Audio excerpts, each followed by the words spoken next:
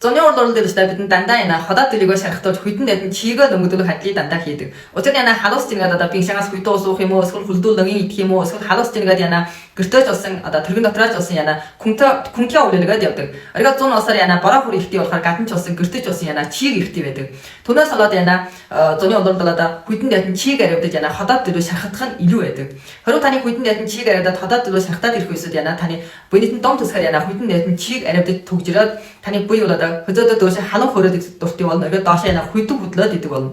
Түнээр ахгүй яна турыг бодгоо усууд байна. Амархан тур чадгүй. Түнээр ахгүй яна таргалах дуртай болдог. Тиймээс яна хятад өмлөгдөр бол яна зуны урлыг бол ходоод дөрвөөс савж яна хүйтэн дэдэн чигээ гадагшлуулахад бол онцгой тохиромжтой цаг үеийг чилдэг.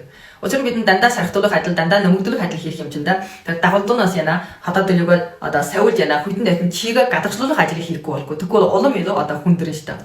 Тэгээд ходоод дөрвөө савж яна хүйтэн дэдэн чигээ одоо гадагшлуулахад бол онцгой тохиромжтой өнөг юм бол би одоо үнэн сэтгэлээс тоогоо татанд бол олон удаа танилцуулж байна. Учир нь дотрын оролцоог бүхэл найрлагнууд бол шүү дээ. Эдэн омданд хэрэгэл болохоор барахгүй яна хятад өмнө найрлагд шууд оролцдог сайн найрлагнуудыг бүр оролцуулсан байгаа.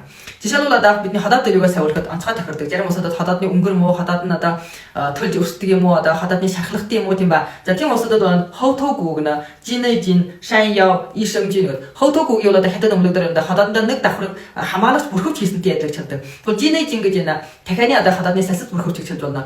Тэрний үл юу гэж хэлнэ? Дахиа гэсэн амт нь шүд байхгүй. Тийм бахаа тэр нь онцгойс ингэж хэлж байна. Шаньяо на ишэмжин бол одоо ходоодны ашиг багтааштай. За өдгөр нь бол одоо бүр их таны ходоод дөрвөө савуулахад бол онцгойс байдаг.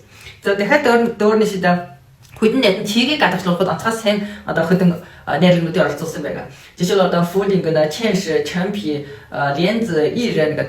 За ийм олон найрлагнуудыг бол одоо бүр оролцуулсан. Тийм болохоор өнөг юм бол одоо жиг зуны урлууд одоо буйнасаа салгаж явахгүй гэж хэлэхэд болно.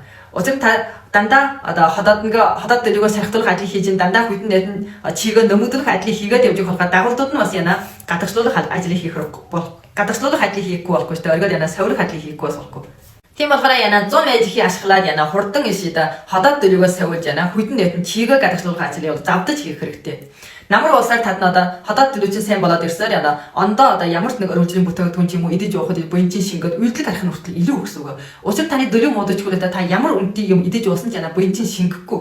Хятад өмнө дээр бол дөрвөө муудахыг юу гэж хэлнэ?